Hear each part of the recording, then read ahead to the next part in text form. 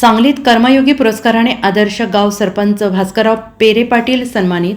आदर्श गाव सरपंच भास्करराव पेरे पाटील यांना सांगलीमध्ये कर्मयोगी पुरस्काराने सन्मानित करण्यात आलेलं आहे.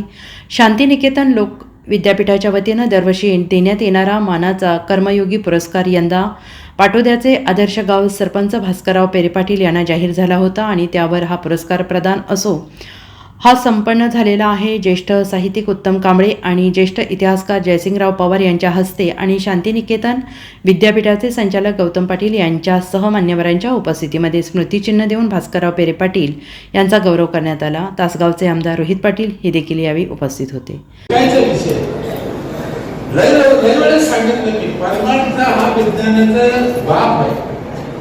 चांगला जर अभ्यास केला ना तर ग्रंथात सगळं शिकवलेलं आहे आम्हाला. त्याच्यापासून विज्ञान तयार होतं आणि एक एक गोष्ट शिकायची. वीज कशी तयार होती ज्ञानेश्वरी सांगितलं. हनुमान 40च्या ते 40 आहे त्याच्यात पृथ्वीचे सूर्याचे अंतर किती एका श्लोकात सांगितलेलं. किती ठासून विज्ञान भरलेलं आहे. पण हे भंगे की समजत नाही झालेलं काही सांगितलं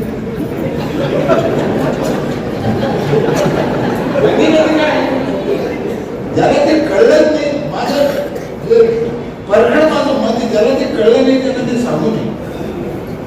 आता चुकीचा अर्थ निघतो काय तर नाही अजून सांगते. एवढे बसले तुम्ही लोक खरं सांगा. महादेवाने शिवरात्रीच्या दिवशी कोणतं झाड आवडतं?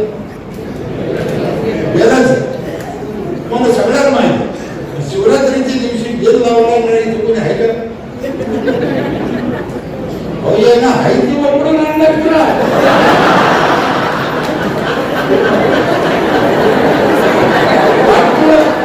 नसतं सांगितलं.